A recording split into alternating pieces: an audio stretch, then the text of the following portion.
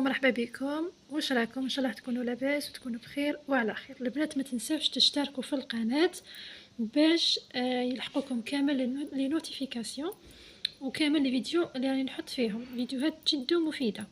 عندي هدف راني حابه نلحق له، حبيت نحط 1000 فيديو قبل ما يخلص العام. لازم ندير لكم هذا الهدف ولازم نحقوه مع بعض. اذا نتوما تفاعلتوا مع الفيديو تاعي انا راح نزيد نحط لكم فيديوهات اكثر.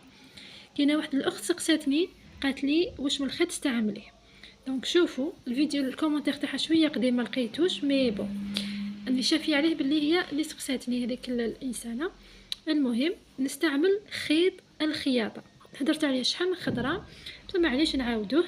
انا نستعمل خيط الخياطه العادي هذا هو، شوفوه مي انا نديرو على 4. كيفاش نديرو على 4؟ نديرو هكا على 2 ندخلو في الابره على 2 ومن بعد نعاودو نعقدوه. كي نعاودو نعقدوه يعني 2 مع 2 يولي لي على 4، يعني يولو زوج خيوط منا زوج خيوط منا يولوا لي على 4. مي اهم حاجه تكون هكا على زوج تدخلوه في الابره باش يولي لكم متين.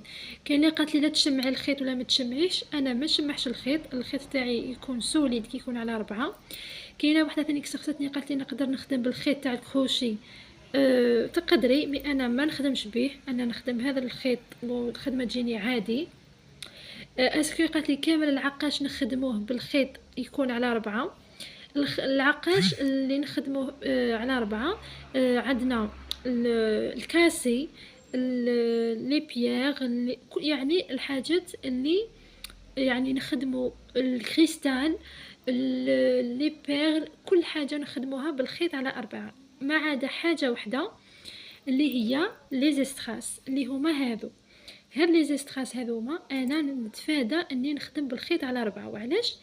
باسكو لي زيستراس نخدموهم كيفاش نخدموهم راك تشوفوا بين حبه وحبه هنا في الوسط، هنا نخيطوا هاد الحديده اللي هنا في الوسط. شوفوا كي نقلب لكم، شوف كي نقلب لكم راكو تشوفوا هاد الحديده اللي تجي هنا كيما راهي هنا صباعي هنا، نخيطوا هنا ونخيطوا هنا كي نديروا الخيط على 4 راح يبان تولي مشموت.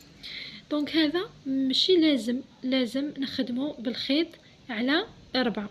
شوفوا هنا خدمت به الخيط على 2، شوفوا ما بان ما ظهر ما والو، اي بورطون راهو باين باللي راني مخيطه. شوف راهو باين باللي راني مخيطه بصح ما يبانش الخيط. هذا هو الحاجه اللي حبيت نلحقها لكم.